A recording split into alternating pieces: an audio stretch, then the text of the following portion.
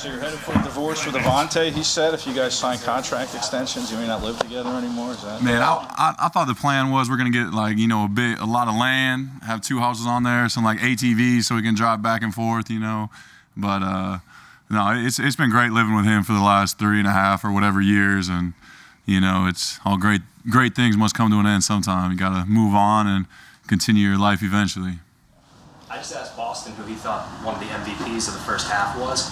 He mentioned you and Jalen Hurts. What do you take from hearing a teammate say something like that?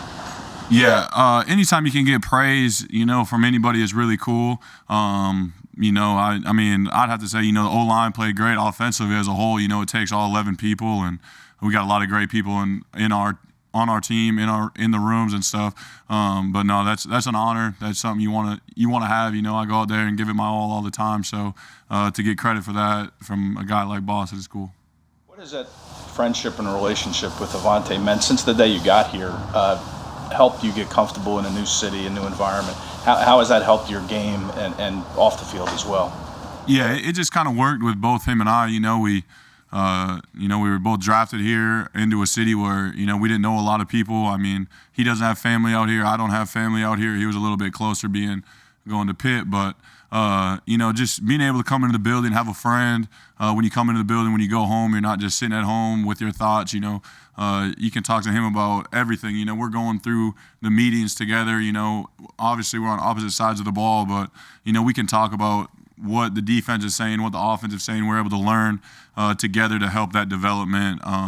But just off the field, he's a great guy. He's fun to be around, and we're just a good fit together. Is there a guy that's been around for a few years on defense that you've gone up in practice and you've seen like a rapid growth from them? That's tough because I try to worry about me and getting better, but yeah, I mean, there's a lot of young guys. Kayvon Wallace gets better and better every day. Marcus Epps has made strides.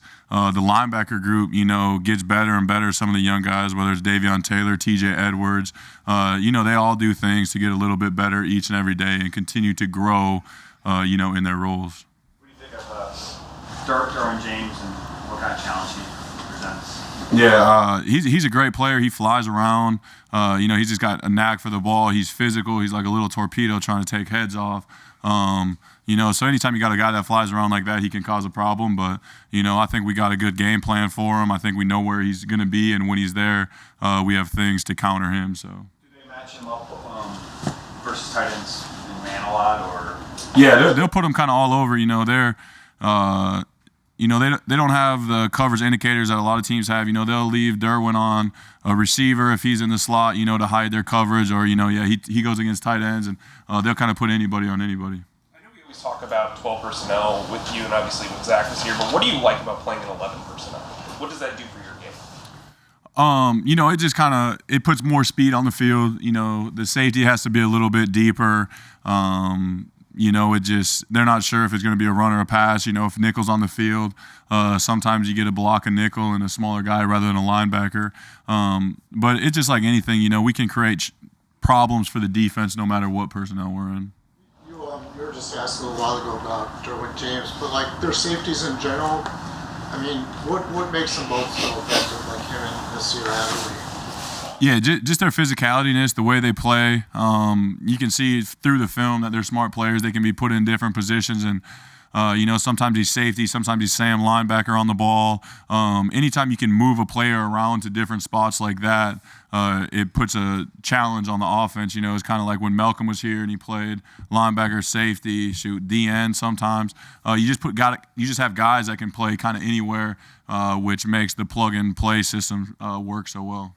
Are they a little bit different than most teams, Dallas, when it comes to that? A lot of people talk about hybrid players, but they have Tranquil as well, who played safety in college and linebacker. Do they move guys in the back end a little bit more than most teams?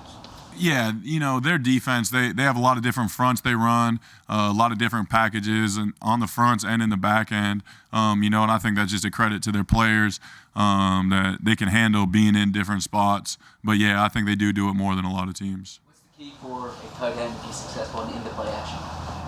At the what? In the play action game. Oh, in the play action, I think, it takes a lot for the tight end to be successful in the play action, first thing, most importantly, is you got to get the run going. You have to be able to make sure the linebackers will step up. You know, you have to run the ball and run it effectively, so they're worried about that, you know, so you can get behind them and find that open spot.